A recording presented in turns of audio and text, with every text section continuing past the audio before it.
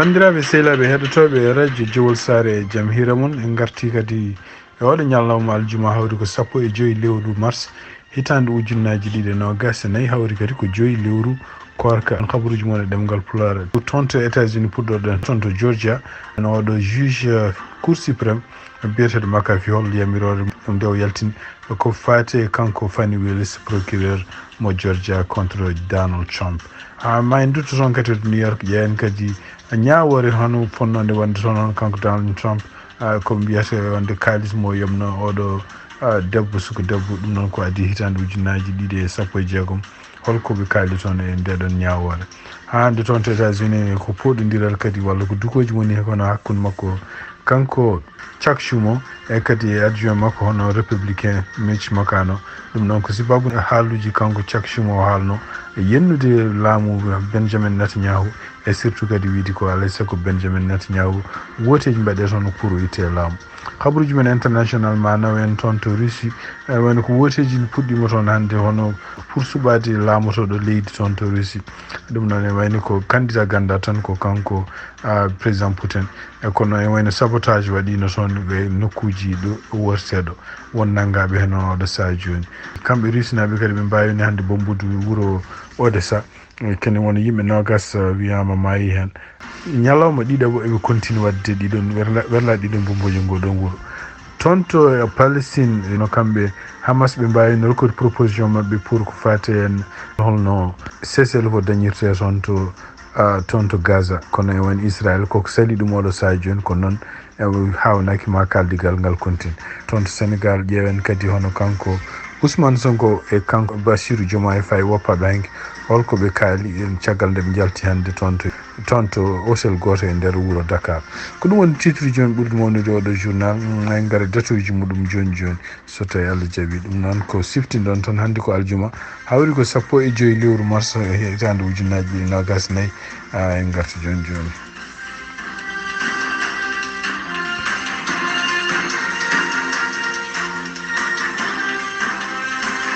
bandiraɓe sehlaɓe heɗotoɓe radio Jowol Sare jaam hira mon siftinɗon tan d' abord ko hanki jamma ene wayno ko toɓoji mawɗi mbaɗino en diwanuji ko en Indiana Kentucky e Ohio ɗo e Ohio noon waɗi ken noon yimɓe tato mayɓe hen kono bonandeji kewɗi mbaɗi kadi nokkuji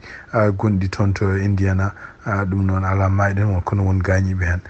hande kadi e nder lewru korko siftinɗon tan ko ñalawmaji donc ñalawma janggo aset hawrata ko 16 lewru mars ɗum noon hawrata ko 6 lewru korka an woni kejjari foti dartade ko 6h34 woni kejjari foti dartade siftinɗon tan ko subaka salatu julete ko 7h e kumtari foti fuɗɗade ko après 7h46 ko nden noddinte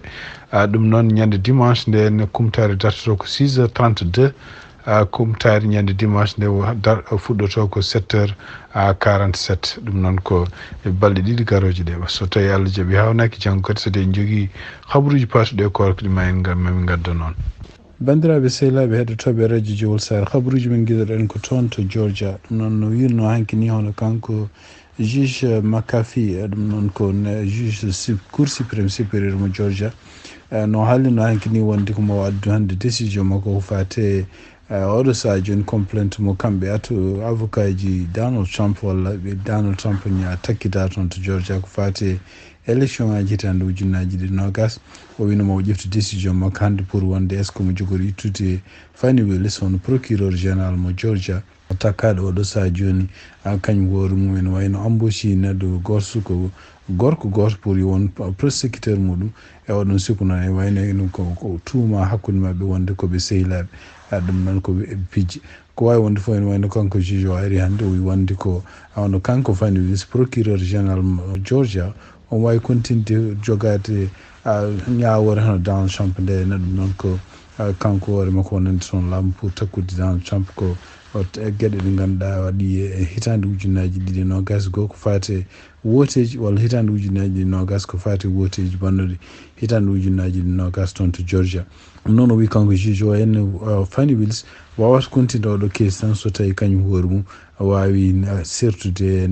e night and wait ɗum noon ko prosécuteur mo ƴefti o kanko Fani Willis mo hayri ɗum mo waɗi ɗum embauché o e takkadi oɗon wiya wonde ko laaɓaani hakkunde maɓɓe kadi wiya wonde ko o waɗi on embauché ko hawnaki so tawi on waɗi liggey moƴƴo kanko hoore makko on profite o dañe mum kalis kanko juge o noon o wi o yiyani fof e faamamuye makko hollo conflit walla kol intérêt mo kanko Fani Willis o jogii oɗo weydi kono ko wawi wonde fof o wi wonde so tawi Fani Willis ni yiɗi continue oɗo ka il faut ko kañum hoore mum wawa sirtude hono kanko prosecuteur biyeteɗo Nathan Wade ko ɗum waɗi ñalawma he hono kanko Nathan Wade o windi lettere faade woni Fani Willis o wi ɗum wonde ko pour o démissionni o weltima noon o wi wonde ko liggeyaji ɗi mbaɗɗi fof ko liggeyaji mbaɗɗi fayida kono noon ɗum ko pour dandude démocratie e États-Unis surtout toon to Georgia alay sago kanko hoore makko o yalta e oɗo ka donc wawa o donima Fani Willis yo Allah walla ɗum ha beele ne wawa gagnade oɗo ka ko ɗum waɗi haralaɓe ko fate droit ji mbi wonde ko kanko Nathan waɗi ko waɗi ko hunde moƴƴere e surtout kadi en kadi kewɗo kalanoma e makko wiya wonde ko wona avocat gongira e gonga ay waɗi kadi ɗum fof ene wayno prouvama wona gonga wiyanoma kadi ene wayno ko kanko hoore makko won gueɗe ɗe ganduɗa intérêt hawnaki Fani Willis jogue makko juge o wi wonde ɗum ɗo fof wona gonga ko wawi wonde fof o windi lettre faade Fani Willis pour problème o wi ɗum wonde ko o démissionni o natti liggudade mum ko fate prosecuteur kañum hoore mum ene fada hol mo jogori ƴeftude ɗon pour lumtindemo paw pour beele kadi ne wawa continde ka muɗum siftinde on tan ko toon to Georgia hono kamɓe procureur Georgia koko takki Donald Trump wi wonde ko Donald Trump e nder hitande 2020 kañum hoore mum waɗi feere fof beele ne wawa wadde juuɗe muɗum e woteji banno toon to Georgia beele ne firta woteji ɗi résultat ji mum surtout en nde noddi ardinoɓe yimɓe bureau ji vote toon pour beele ne wawa ɓen mbawa waylude woteji ɗi ɗum noon mbi ɗum noon ko crime kadi en wayno ko kanko Donald Trump omo takkita yimɓe 17 woɗɓe hande toon to États-Unis tungade kadi ko ummi toon to New York hono juge goto ñawo ene wayno ko ñawannoɗo ko fate ñawore fatude kanko Donald Trump kalisaji ɗi wiya hutorima pour yobde oɗo suka debbo mo ganduɗa wiiɗo wodde o fijje muɗum ɗum noon ko hadde makko wonde président ɗum kadi koko addi hitande 2016 ene wayde ndeɗo ñawore kadi dirtinama ndeɗo ñawore fonno ko ñande 22 mars ɓe nden ponno joɗade pour wadde ƴeftude ko mbiyata grand jury e gueɗe mbaɗ noon kono ene wayno ko tugnade kabaruji ɗi kamɓe district attorney hono ko procureur mo New York mo haali o wi wonde ko département justice addiniɓe kadi kayitaji kewɗi kayitaji ɗi en kalata ko affaire ko fati kanko Donald Trump e ɗum noon ene wayno ko pour tawde avocat ji Donald Trump jinno ko rokkede kene wona 90 ñalawma pour ƴewtade ɗiɗon kayitaji e kono ene wayno ko kanko procureur o wi wonde ko rokkata ɗumen kucca balɗe 90 ɗum waɗi ñalawma e hono kanko juge o toppitiɗo ko faaɗo ɗon ka o wi wonde donc ene wayno mo tardino oɗo e ndeɗo ñawore kene bonno balɗe 30 ɗum noon ko rokkude kamɓe avocat ji Donald Trump tan wawde ƴewtade ɗiɗon kayitaji walla ɗeɗon gueɗe ɗe ganduɗa partude e ñawore kanko Donald Trump anda ko noon ko woni ɗiɗon kayitaji gaddaɗi taggu mi toon koto wiyete département d'état ko wawi wonde fof Donald Trump takka ko hutorima kalisaji ɗi partude en e campagne muɗum e hutorima kadi wurima ɗiɗon kalisaji ɓuuri wiide wonde ko yobde oɗo debbo ɗum noon ko hunde ɗe mbi ko contre loi ko wawi wonde fof oɗo debbo kañum hoore mum wino kene haalta wonde affaire eɓe jogdi gueɗe caltiɗe hakkude mabɓe ɗum noon ko haade campagne fuɗɗade hitande 2016 ene wayno ko nden ko kanko Donald Trump e avocat ji makko ɓe jooɓi oɗo debbo kalis kewɗo pour beele en daƴƴi ko wawi wonde fof won caggal muɗum kaɗon haala yalti ko ɗum woni donc oɗon kalis no yoɓirani wiya wonde ko hunde nde wonani rawani lawol ko ɗum woni donc ko ñawira toon ɗum noon kadi yanti kadi business aji kanko hoore makko wiyama wurima toon to New York ko fate henno fraude affaire business aji makko kanko Donald Trump hande toon to États-Unis e haala kawni ko hono kanko Mike Pence ɗum noon ko kanko o meeɗi wonde vice président hono Donald Trump e laamu muɗum e nder konguɗi ɗi o ƴefti hande o wi wonde ko kanko tawi o wawa hankkadi supportude Donald Trump ɗum noon e wayno ko ɗum noon kadi ko hunde nde ganduɗa en kanko hoore makko e nder campagne nde wonno ko fati élection ngaji primaire o wino wonde ko kala mo républicain ji mo cuuɓi ko fati yo won candidat nometeɗo kanko hoore makko mo support ɗum kono ene wayno ko wi wonde ko sibabude Donald Trump gueɗe kewɗe wi oɗo sahaji ko waɗata ko gueɗe lurtodirɗe e kamɓe koɓe mbiyata philosophie mabɓe kamɓe conservateur uji ɗum noon wi gueɗe ɗen jeeya hen hono Donald Trump ko fate en yembirde walla gonɗinde ko wiyete avortement woni jeeya hen kadi Donald Trump ko fate en oɗo saha joni kañum hoore mum supportude Chine walla anje toñde Chine pour surtout en e affaire uji nde gueɗe TikTok ko kalteɗe oɗo saha joni pour wiide wonde ko kañum hoore mum ene supporte TikTok ene foti oppede wayno woori ni o wi ɗum ɗo fof ko gueɗe ɗe ganduɗa ene lutodiri en e kam conservateur uji holkoɓe miiji ko fate en holko woni ko moƴƴinta laamu ko wawi wonde fof en woni kanko Mike Pence o jogorani wotande Joe Biden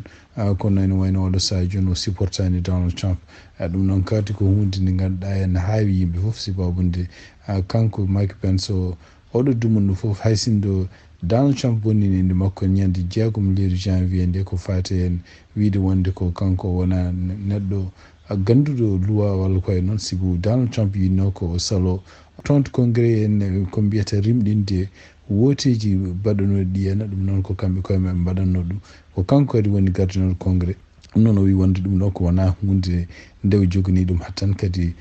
droit makko ene constitution yamirani e waɗa ɗum noon ko guila nden ene wayno hakkude maɓe bonni kono oɗo saha joni en sibabude darademo kanko kadi e yeeso jeyandiyankoɓe walla windude gaɗe ɗe ganduɗa en taw yimɓe fof ne ganda wiide o supportani Donald Trump surtout mo critique ɗumen hen ɗum kadi ko hunde hesere wonande kanko Mike Pence hande toon to Washington e tumnade kadi e kanko Mitch McConnell entretien walla jokkodiral ngal wadde CNN o haali haala kewko fate en chaque jour o haalno ɗum noon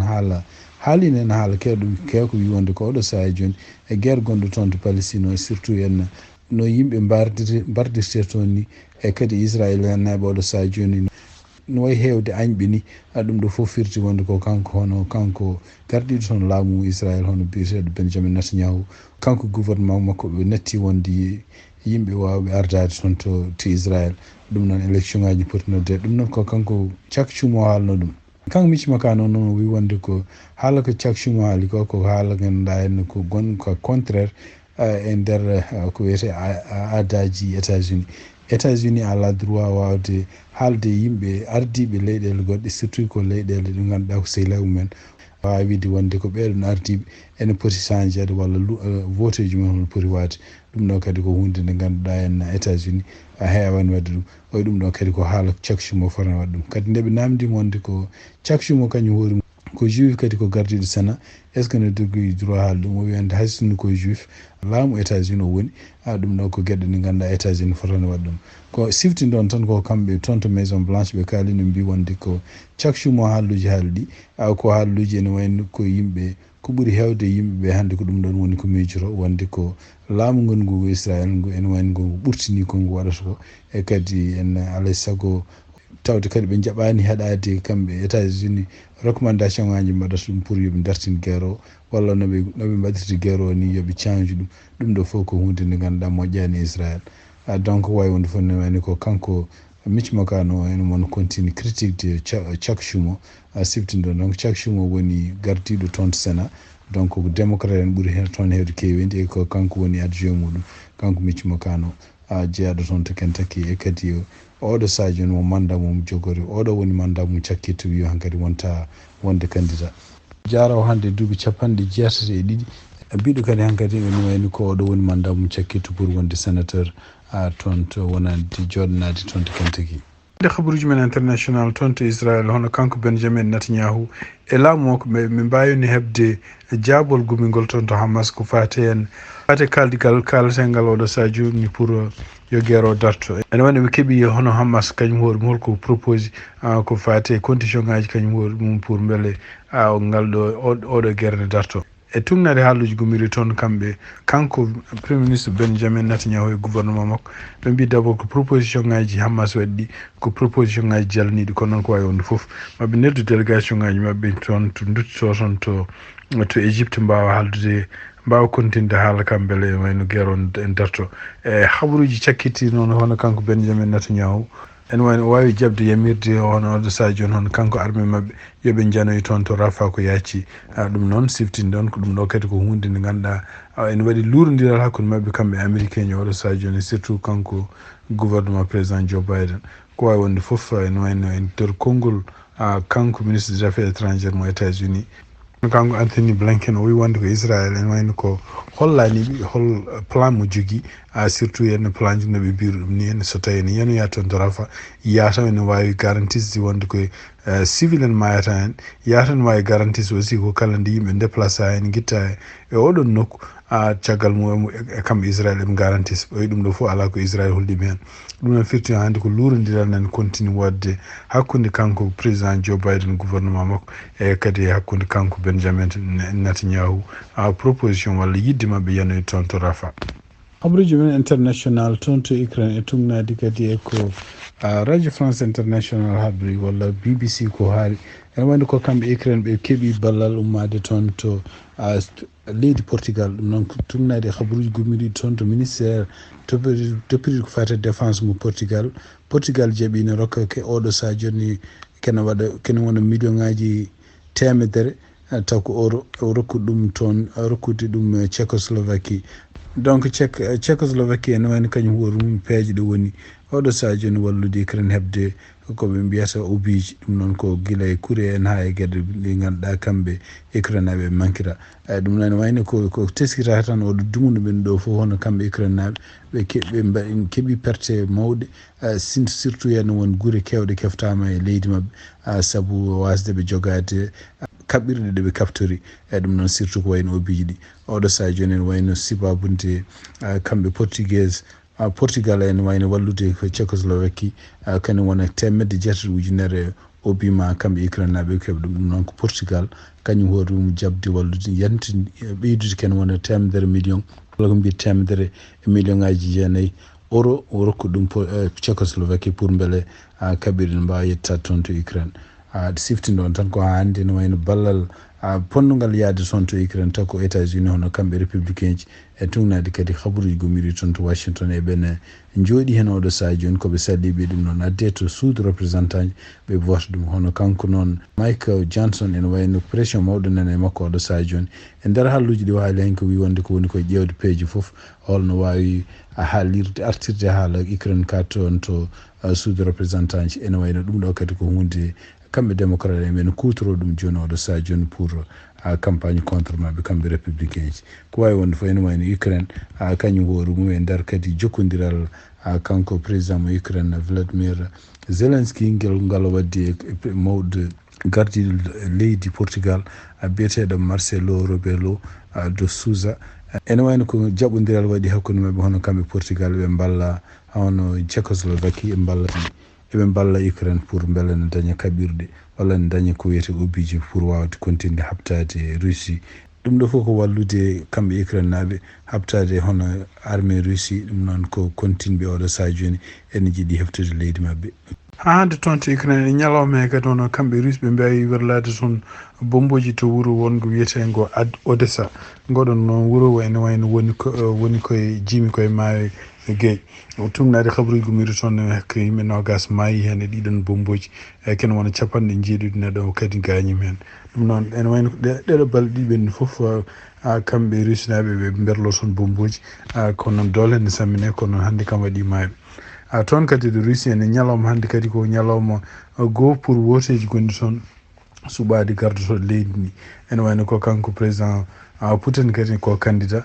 pour kadi heɓde kadi duuɓi jeegom goɗɗi ardade kadi Russie kono noon e ñalawma he woteji mabɓe toon gortino to yimɓe gari toon to ene wayno won yimɓe natɓe toon to worte to en nanggui encre mo ha ko ñebbe ɓe dufi ɗum e jippi ɗum e keesuji ɗo woteji berleteɗo ɗum noon ene wayno ko bonni ko wartirtino ko foof hawnaki noon ha hande e tugnade kabaruji gomiri toon hono yimɓe hewɓe nanggama hen hande tugnade kabaruji gomiri toon haalaka taw est ce que ɓeɗon ɓe mbaɗi ɗiɗo encre uji ko pour sabbode hono kanko woteji makko kanko président Putin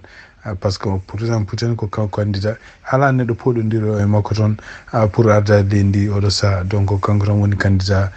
jogorɗo kadi gagnade e tugnade ko habaruji ngari ɗum noon yimɓe naggaɓe kadi e tugnade ko habaruji hande gummi toon wiyama kamɓe foof koɓe yimɓe ɓe gullanno en ko pour wiide wonde koɓe gondi koye Ukraine ko yimɓe salliɓe guerre hakkude Russie e Ukraine donc ɗum kadi ko habaruji parɗe en guerre gonɗo hakkude Russie e Ukraine ɗum habaruji men hande toon to Sénégal e tugnadi kadi e ko radio France International haali hono kanko Ousmane Sonko e kanko Bassirou Diomaye Faye ɓe gari toon hande toon to hôtel goto gonɗo de Dakar ɗum noon ko caggal nde ɓe goppa hanki e kaso mo ɓe gonno ɗum noon ko hanki à partir de minuit ɓe gari ɓe kaali ɓe potte e journaliste uji ɓe potte kadi yimɓe hewɓe seeɗa arɓe jaɓɓadeɓe e tugnade no hande no haalirani yimɓe arnoɓe toon hanki jaɓɓadeɓe caggal nde ɓe jalti kaso nde ɓurno hewde yimɓe arɓe toon hande e ɗum noon e nder konnguli kanko surtout kanko Bassirou Diomaye Faye siftinde on tan ko kanko woni candidat pour oɗo parti ancien parti biyeteɗo Pastef o haali haala kew ko wi wonde ko kanko ko kalifaɓe e kadi ko neɗɗo bawɗo haaldede kadi ko jiɗɗo haaldede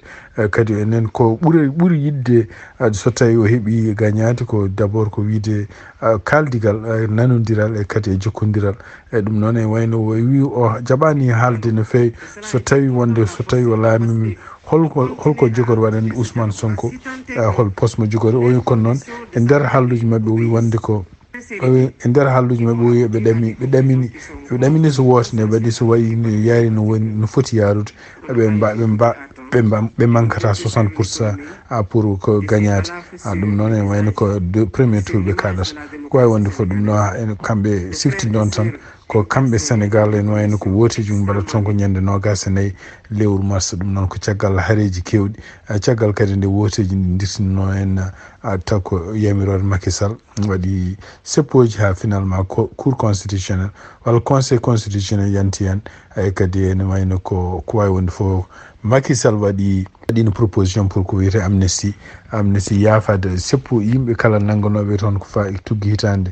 ujunnaji ɗiɗi e nogas ko haytande ha ɗo gonɗen ɗo hen sibabuji seppoji baɗetenode ko fate hen salade kanko troisiéme makko manda e salade kadi oɗo saha joni gueɗe ɗe ganduɗa Ousmane Sonko ko sokkirino e kadi kanko Diomaye Faye ko sokkirino ko wawi wonde fof ɓe jalti henke à partir de minuit et donc ene wayni ko oɗo saha joni ɓe goni kamɓe foof parti ji gonɗi opposition e parti